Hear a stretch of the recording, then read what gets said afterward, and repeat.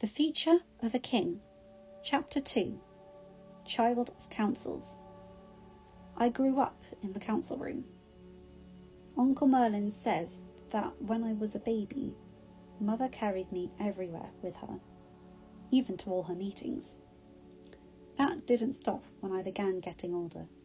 I dimly remember sitting on the train of my mother's dress as a toddler, listening to the comforting hum of familiar voices over my head, as my mother and uncles, and sometimes other people, discussed things I paid no attention to.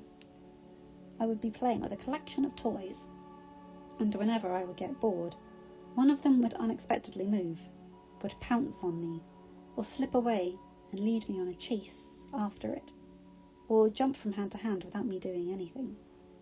If any of the adults talking were annoyed by my childish squeals of pleasure, they had the good sense never to mention it.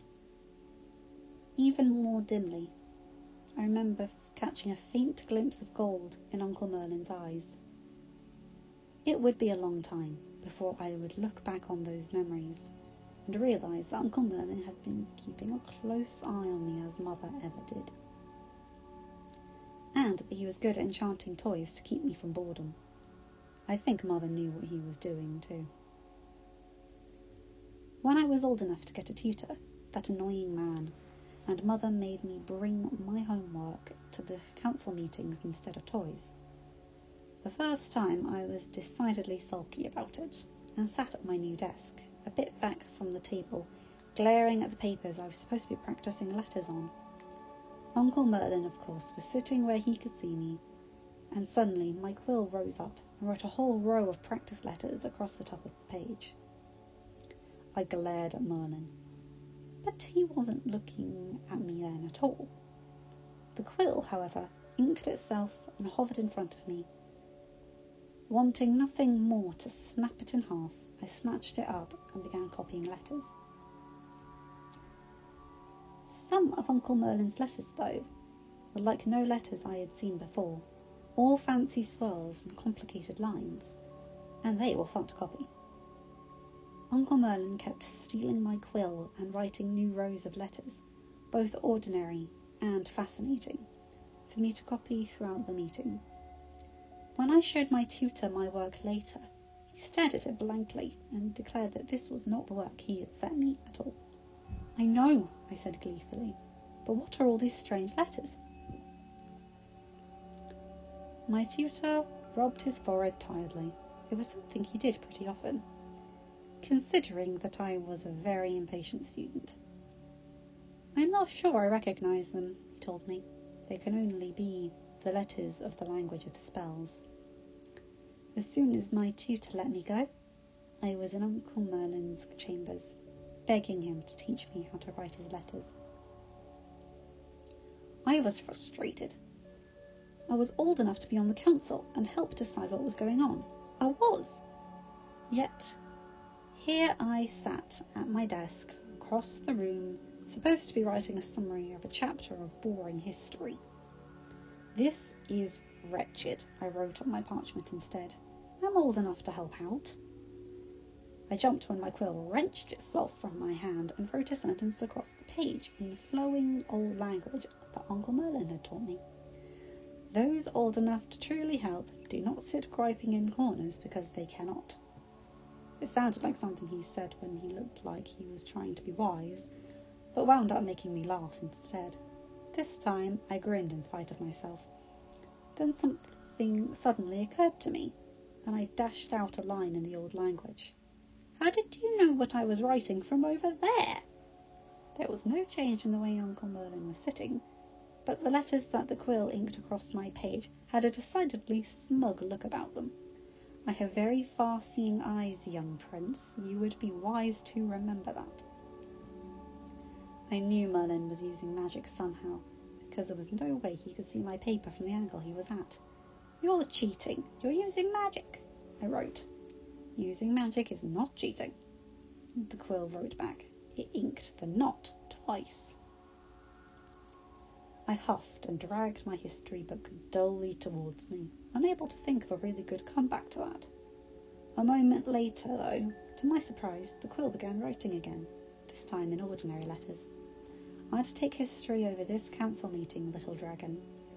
We are discussing the prices of grain. Deadly dull. My lips twitched. This chapter of my book is dull too. It's all about treaties and negotiations. There's not even a good battle in it. The quill jumped from my hands almost before I'd finished writing the last letter, and Uncle Merlin's response, with an odd intensity. Battles are not good, young prince. If you are lucky, you will spend your kingship dealing with treaties and negotiations, and rarely see a battlefield. But I want to fight, I wrote back before realising now how whiny it sounded. After all, what was the point of all my training with Leon if I was never going to fight?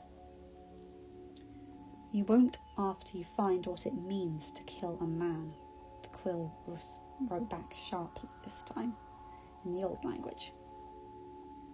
At the table, Uncle Merlin shifted, resting his face on his hand and half covering his eyes.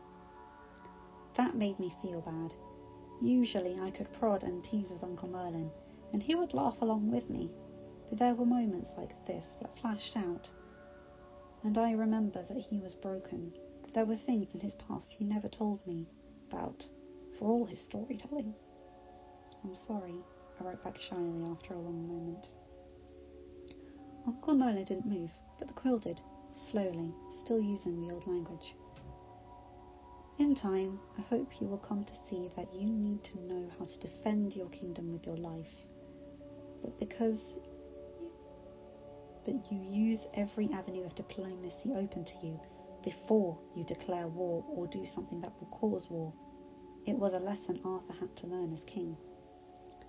That sobered me thoroughly, and I nodded earnest agreement and opened my history book with determination to make this summary the best I'd ever written. But when I turned back to begin writing it, I found the quill had added another few lines, this time in the usual letters. I still think you're lucky to getting to read history over being on this boring meeting.